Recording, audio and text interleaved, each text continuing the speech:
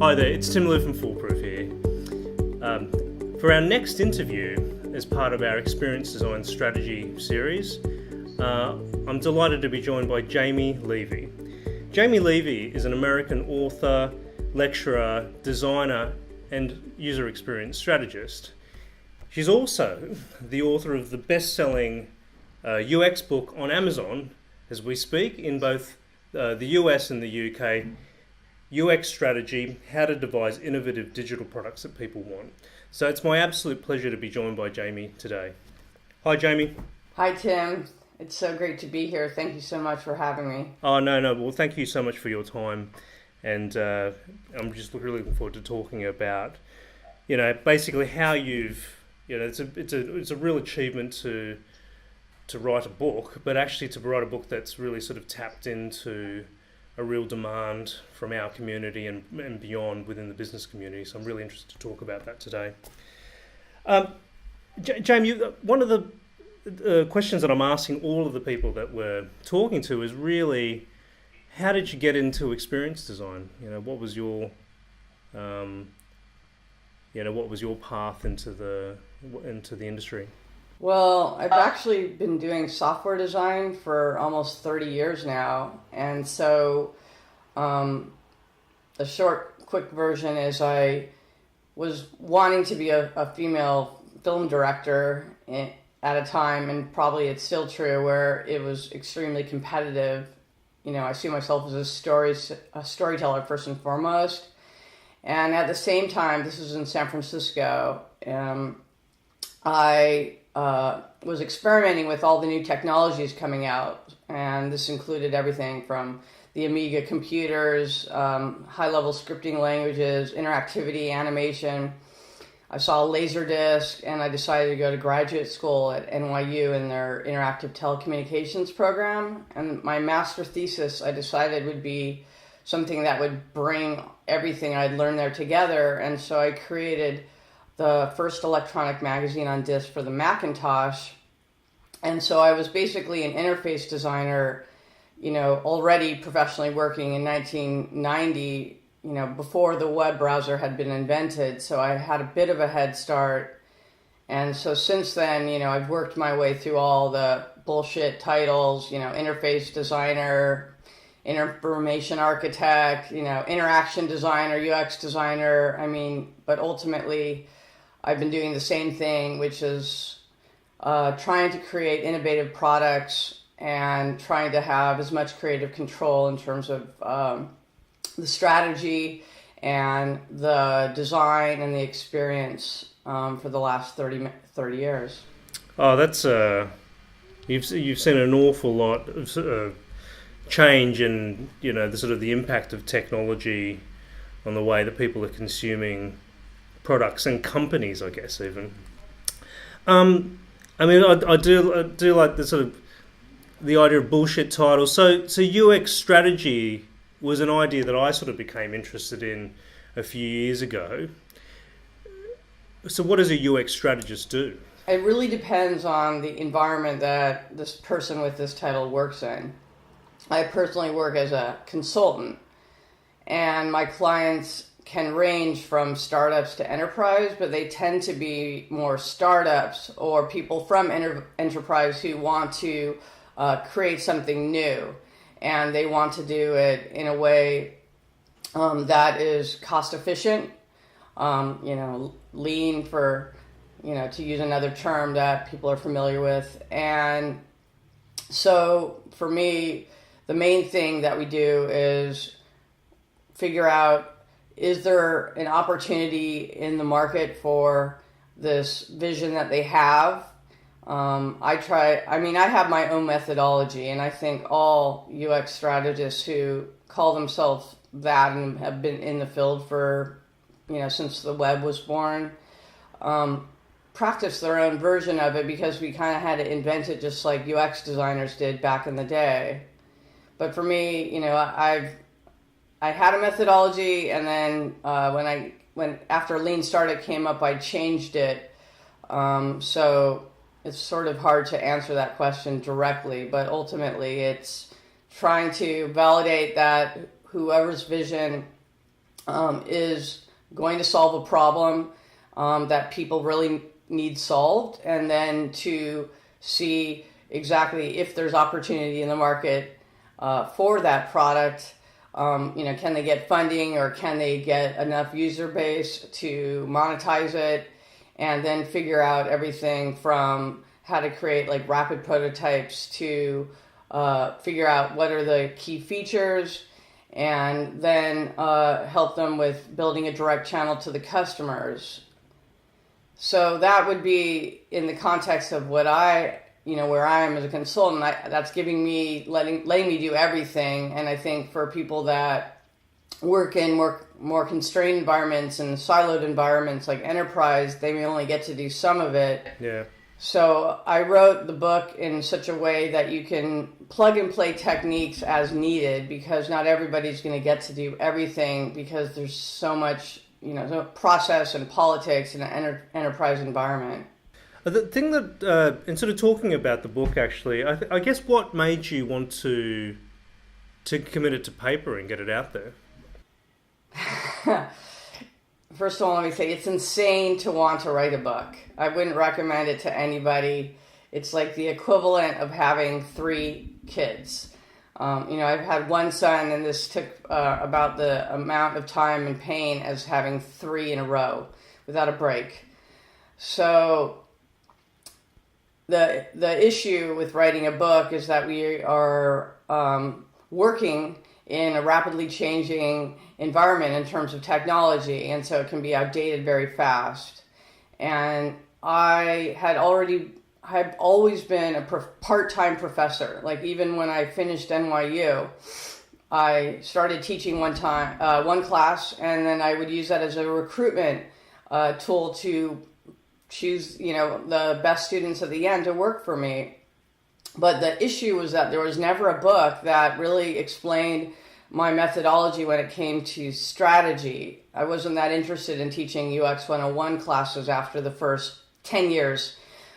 So I wrote the book basically so that I could USC wanted a textbook that was from a major publisher, and I knew that I was moving in that direction to a top 10 engineering school, and I needed a major publisher. So I decided to write the book originally to be a textbook, and then once I realized how challenging it was, that I had to give up everything, like working, even part-time, and dedicate myself to the book for a full year, sitting in a library, writing it in pieces. The experience of researching the parts of,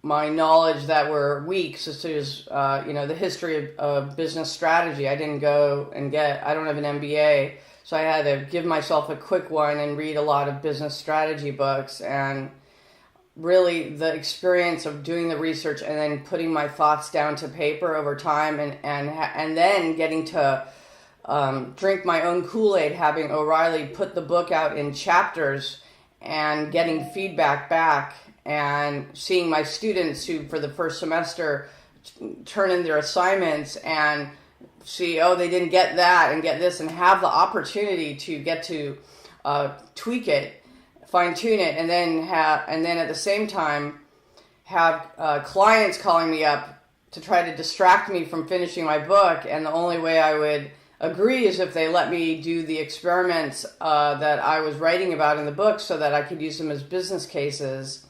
And so after 2 years, the book was done. But it was, it's an amazing experience to write a book. I wish it happened maybe before I was 50. I could have had, maybe more consulting out of that perhaps, but at the same time, it's an amazing experience to get to write that down. Even for a non-writer, I had to have a writing coach throughout the entire experience. I love how you've described the process kind of matching the way that we make product, sort of even matching the way that you just describe making products, and sort of having that iterative and getting the target audience to use it and help refine that. That's great, and it is a real achievement. I mean, I've been through it, and it is very. The thing when I was reading it, I was thinking it'd be interesting to sort of hear you talk about. Who do you think the book is for? Because actually, I think we've spoken before, and actually, I sort of worry about the sort of echo chamber effect of UX people, strategists, designers producing content for ourselves, and actually, that's in a way that's no good. Actually, if we want this to become pervasive and embedded in the way that businesses and organisations work, we might need to be writing, sort of books for business people. I mean, significantly, your book is actually on the business charts, not in the design charts. And I think that's, I look at that with some degree of envy, and sort of I'm kind of proud that you've done that. Can you tell us a little bit about your sort of thought process around the audience for the book?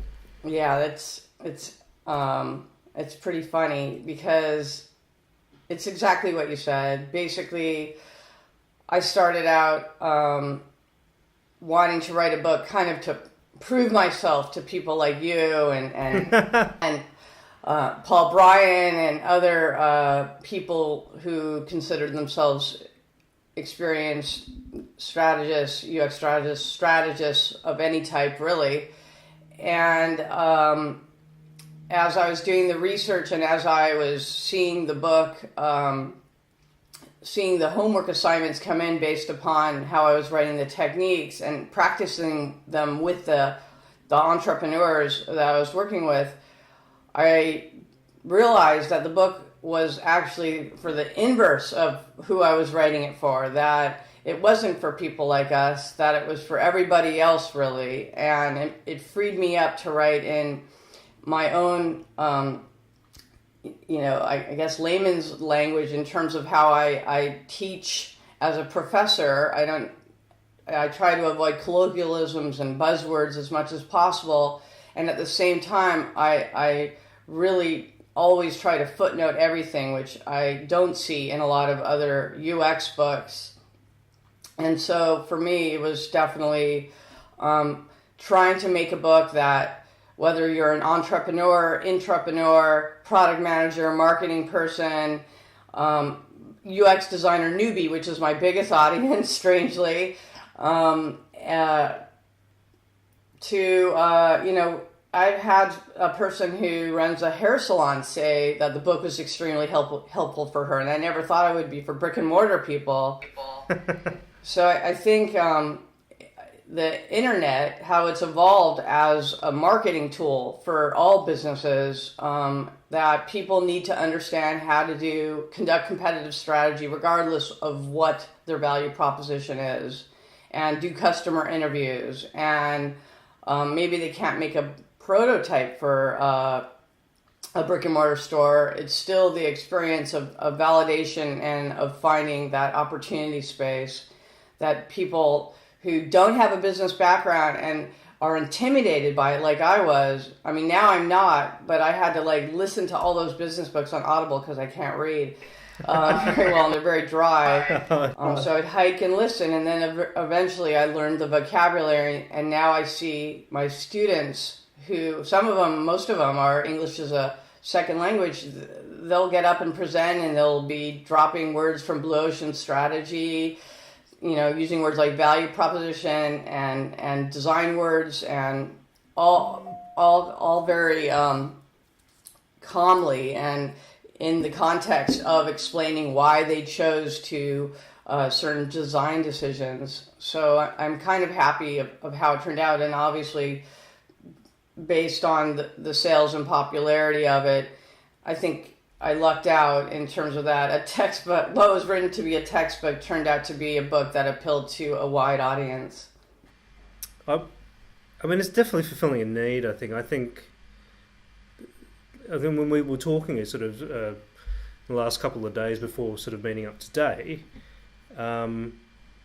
it's a pretty new thing. So actually people need some reference points actually to jump into the subject, into the practice. So just sort of having a look sort of at some of the parts of the book. So the second chapter is pretty interesting to me. So there's a section called How I Discovered My UX Strategy Framework. Could you tell us a little bit about that? Basically, even though I'd already worked before the web, for 10 years, after the web, after the dot-com bubble burst in New York and 9/11 attacks, I came back to LA and I was totally unemployable as a dot-com CEO. Yes. And so I had to fake my way into a UX design job at what was then called Schematic, now Possible. And they wanted to see wireframes, and so I faked some out from sites I had built. And once I was in there, of course, I wanted to, climb to higher ranks so I could be more involved with product definition and not just be given this deck of, here's a flimsy brief, or here's, a product requirements document with 100 features, and I had no opportunity to do research because it was an agency with limited budgets for certain things. And so I finally got assigned to do the discovery phase of Oprah, and I went out to Chicago with the other leads, and what I saw was there were aspects of it that were very interesting in terms of consensus building, but basically it was like we just dialed it in. It was like we had a week to create this discovery brief with these bogus personas where we never got to talk to the customers. They were based upon demographic and psychographic data collected by the marketing department. The stakeholders weren't interested in our ideas, or even, it wasn't even something that we could really interject into the conversation beyond advertising of how we could potentially monetize their amazing content. Everything was just like about turning a static site into a dynamic site. But the thrill of just doing this discovery phase was amazing. But then immediately it turned into, 6 to 9 months of wireframing and the stakeholders going back to fighting over real estate and who would be in the global nav. But I got that taste of what strategy could be. And so I went to work for other agencies that took business strategy seriously, where we could conduct serious competitive audits and do actual field research. And that experience, I feel like I think I say somewhere in the book, like once I had that taste of doing what became the UX strategy phase, I could never be a wireframe monkey again. No, I feel this. I feel the same way. I think I had that sort of realization in a program of work, thinking, actually, I think we're just as well equipped to drive what this product is or what the value proposition is here as this marketing. And so this marketing guy is probably the least equipped guy, well-equipped guy to be able to do that. So we need to earn our way into that room and to that advisor role. In chapter 2 of your book, you talk about the 4 tenets of UX strategy. Could you talk us through those? Sure. I'll try to do it briefly because there are long pages of text there. So, every methodology typically has a Venn diagram, and I present them as 4 plates on a table, not only because I'm a foodie, but to give you this idea that it's not necessarily these 4 tenets that they need to be done in a linear order, that it's almost like tapas where you eat a little bit off of each plate, and that you do it not only at the beginning when you're trying to figure out product definition, but throughout phase 1, phase 2, that you revisit the strategy because the marketplace is dynamic and changing. And it's competitive. It's very dog-eat-dog out there with people copying the UX if that's our competitive advantage. So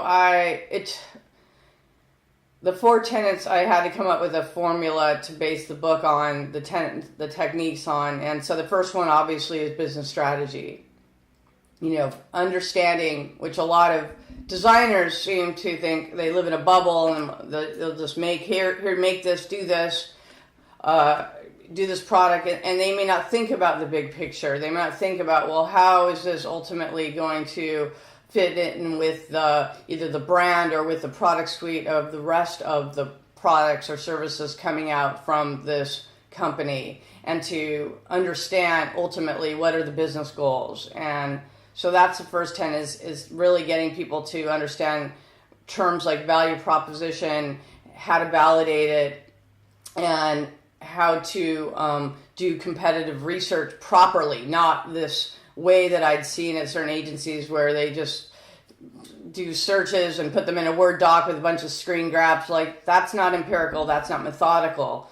And so I created a toolkit that's with my book. It's for free if you go to userexperiencestrategy.com, and it basically, you list all the competitors and you go through attributes that range from business attributes to UX attributes, meaning something like monthly traffic and funding would be around the business side, and then how many clicks does it take to achieve the primary use case of the product would be on the design side. So business strategy was a huge tenet, and then after that came validated user research, which leaned heavily on Steve Blank's methodology of customer discovery, and Lean Startup by Eric Ries. This idea of validation, taking his build, measure, learn feedback loop and applying it to strategy.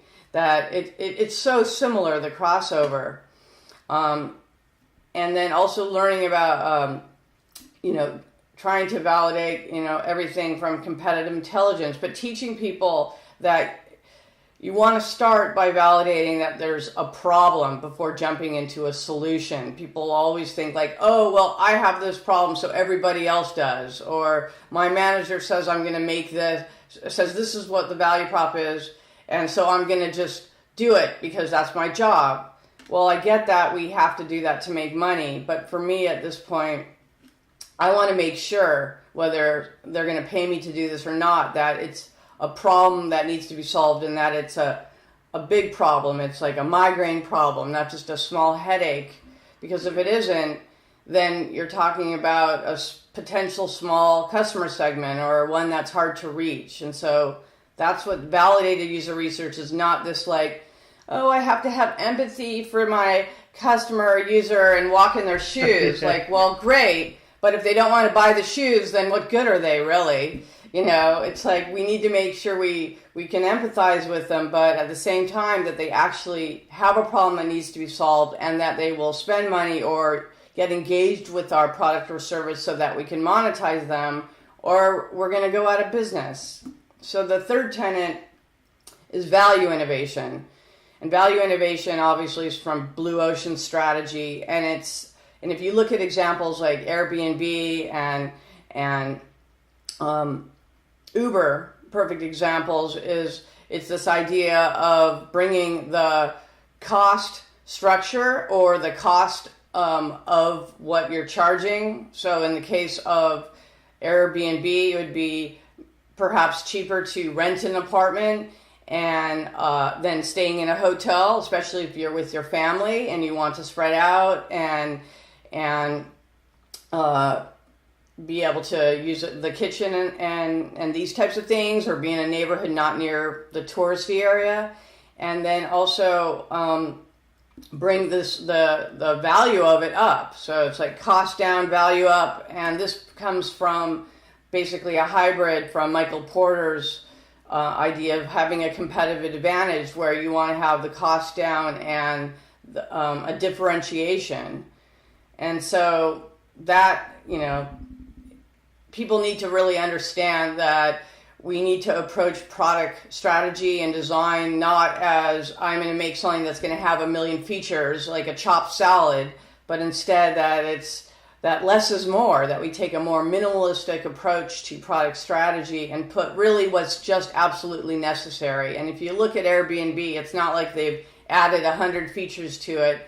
Years later, it's still like click a button and the car comes and you never have to pull out your wallet and you get from point A to B and it costs less.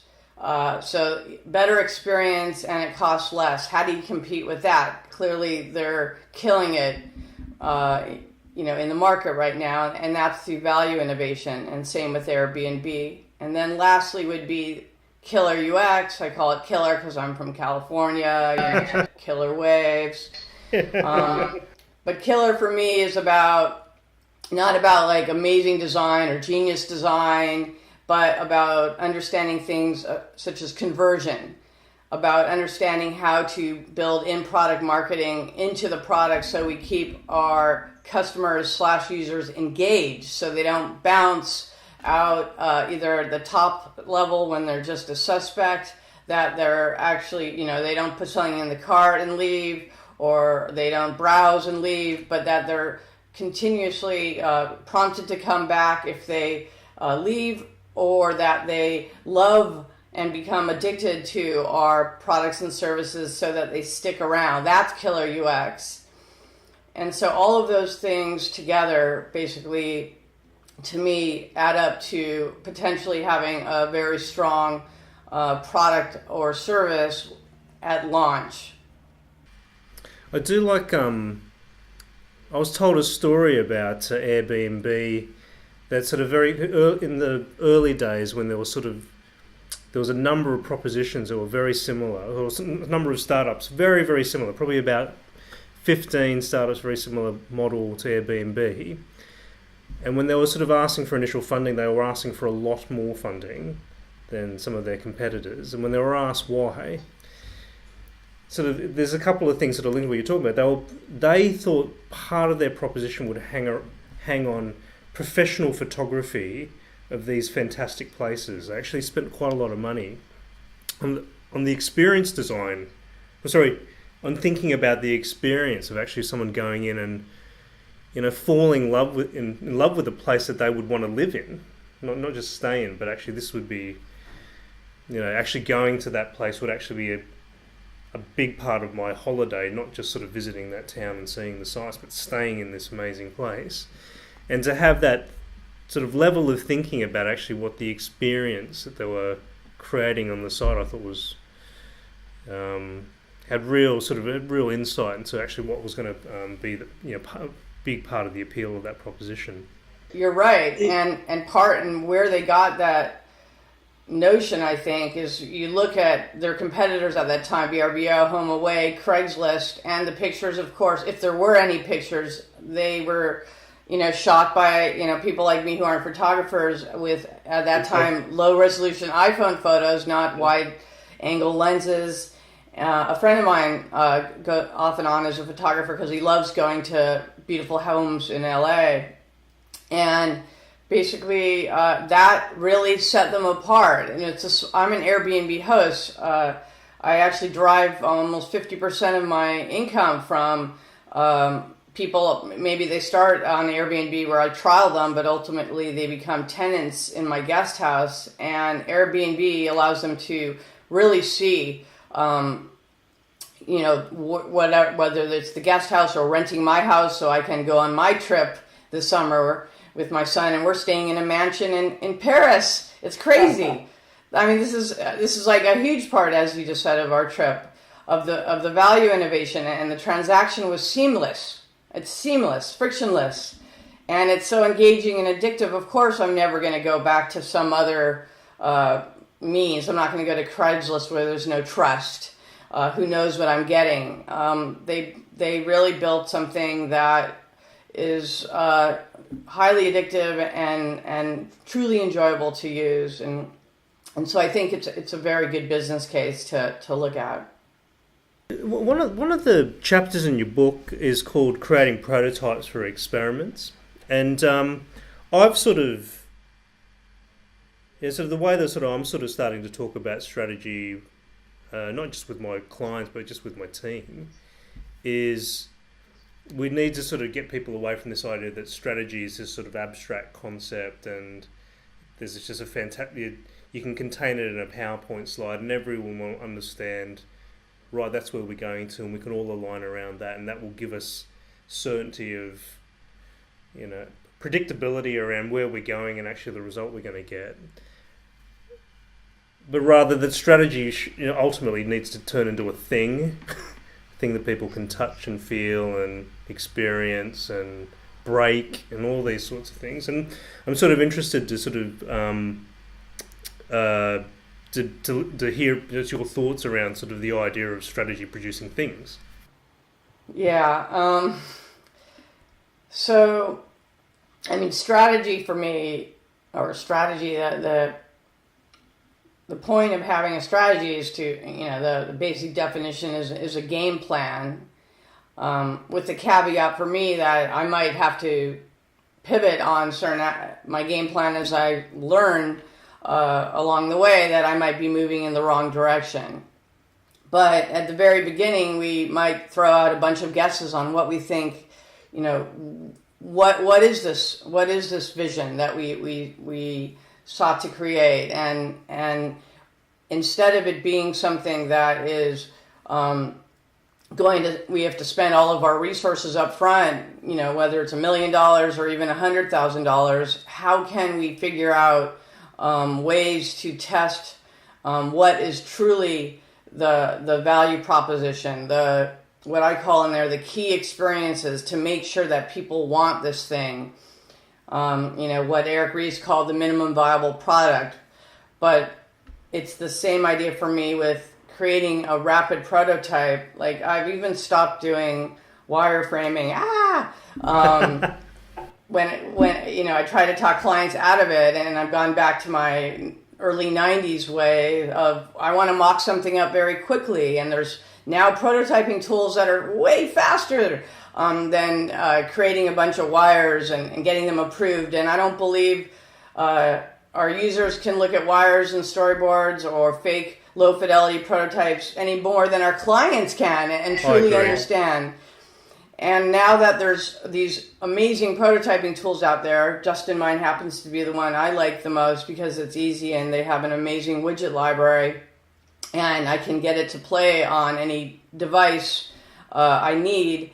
But that you can knock out what are the main aspects of the value proposition. That we're not doing usability testing with these prototypes. We're not doing I'm going to create the entire, linear prototype on Rails, taking them from onboarding to the very end. But instead, we focus on what are the key experiences we need to get feedback on from our potential customers or existing customers, and we need to get it in front of them as fast as possible. Like, we should knock out these prototypes in a week, and there shouldn't be one. It should be hopefully 10 or 8. Like, let's stop this idea of, oh, this is the right one. Like, we can afford to do A, B, C, D and create versions. And I love being proven wrong. Like, maybe I think this idea is the one, but with both doing rapid prototypes that are interactive,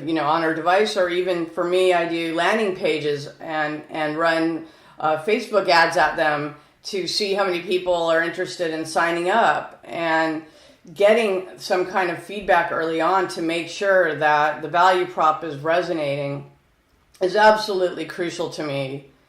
And so I wonder, as someone who works, this question is directed back at you. You work at an agency. Is this approach counterintuitive to the agency model? Because here we are at an agency, we want to charge as much as possible and get the scope of work and just make, spend as much time on it, get them to buy in and then make it.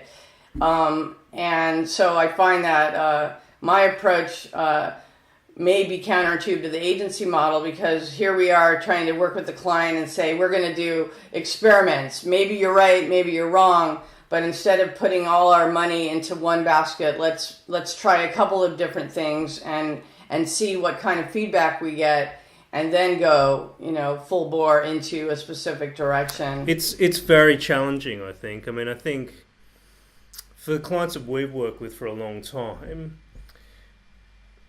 what we're trying to move to is an advisor partner role. So actually, the procurement actually is the thing in a lot of big companies. It's all built around outputs. It's all built around outputs. Not around outcomes. It's just like, what are we going to get at the end of this period? And to be able to say, we're not quite sure, but we think we're going to do these activities, these experiments. And at this point here, we're going to have to take a call on actually what to do next. Requires a fairly sophisticated agency-client relationship, and it's hard. It's hard. In a way, most of my work is about trying to get the sponsors and procurement people just understand this is the way to work. I'm working with a big energy company at the moment where the product owner has been fantastically successful in teaching procurement about actually this is a completely different way of working, and you're going to have to trust us that actually this is going to produce better results. But I think we have to think about different ways of sort of different engagement models. Actually, most engagement models that agencies create are certainly design agencies are on projects, and actually we need to think more about programs and partnerships, and that requires different skills. Actually, that's things like management consultancies and these technology companies are pretty good at getting in there and saying we're going to be here for 5 years, and actually we're part of your team. And design companies need to be able to do that, because you can't do this in 6 months. You can't do this in 2 years often if you actually want to get something from end to end into the marketplace. Sorry, I work with really big companies, and so 2 years is aggressive in a lot of cases. In fact, I wanted to ask you a question about that. Is actually in terms of the sort of the framework and there's a lot of really practical sort of techniques and tools that you've not just captured in the book, but you've made available, and we'll provide a link to that. I guess how different is it between the world of startups as you sort of move towards enterprises and bigger companies in the way to think about this? Yeah, I have to admit it's kind of frustrating. I know that the second edition of my book that I plan to write, I need to focus more on enterprise and B2B, because that's really the one thing missing for my book, was because most of the business cases were startups willing to, we were starting from scratch. We could do these experiments, and they were open to risk. And in an enterprise environment, it's not so much that way. However, the companies, enterprises that I'm researching, that I'm attracted to, are the ones that are focused on innovation. The word innovation isn't a small word in the subtitle of my book. It's a big word to me. So if someone wants to just make something that's a knockoff of another product out there, then I might not be the best person to do that. Sure, I can lead the UX phase, but if they want it to be a game changer, then we need to experiment. And what that means is you need to be with corporations that adopt different ways for innovation. And I saw Steve Blank and Alex Osterwalder recently talk about innovation and the innovation horizons at a workshop, and how a lot of enterprises have this thing called innovation theater, where they have this shiny room, and you can go in there and oh, look at all these really cool things. Look at our labs. Look at these beautiful labs we've created. Right, or they do, like Google, where they said, we're going to let you have 2 hours of your day or your week maybe, that you can work on something innovative, we're going to have an innovation culture, a culture of innovation, and it's just thrown around a buzzword, and ultimately, if you want to create innovative products, it needs to be embedded into the company culture in a genuine way. And so recently I went to this conference called Conversion XL, and it was all about conversion and a lot about what I love is growth hacking. And I know it's a buzzword, but it's ultimately trying to get companies really understanding that to get new customers, that if they don't get new customers, that if they stay the same and stay just kind of floating in the ocean, happy with what they have, they're going to be the next Kodak. That we see so many acqui-hires. Why Facebook and Google are so successful is because they buy startups like Waze or whatever and embed them into their companies. And like with Google, they let Waze exist on their own, but they use the people that work there and the data that they mine from the apps to learn from. And I feel like I hope to see a change in Silicon Valley to start with. And then, worldwide, where enterprises aren't afraid to let the people that work there be entrepreneurial, that we see more what's called balanced teams, or growth teams, where it's not like let's jam the designers over there and the engineers over there, that these multifunctional teams or cross-functional teams have a marketing person engaged, an analytics person engaged, a developer engaged, a designer engaged, working together ultimately to figure out, do design experiments, do field research together. And a big thing I do is I require my clients to be with me on the field research and I just say, shut up and take notes, please. And keep your mouth, closed and listen for once and hear what these customers have to say, because I find that the traditional forms of user research and data collection don't give us a true picture of who our customers are and what their needs are. And so right now I'm looking for those opportunities to where companies are open to experimentation and not just doing they may have agile built into their development phase, but it needs to be built into the strategy phase as well. Wow, I couldn't agree more with that. I feel as though we could probably get you back for another session if that would be okay, and maybe actually when you come across to visit us in the UK in the coming months, we can probably do this face to face. But look, I just want to say thank you so much for your time today, Jamie. It's been just fantastic to hear about the history of the book and actually where the book's taken you. And it'd be great if we can talk again soon. Definitely. Thank you so much for having me, Tim. Thank you, everybody, for listening.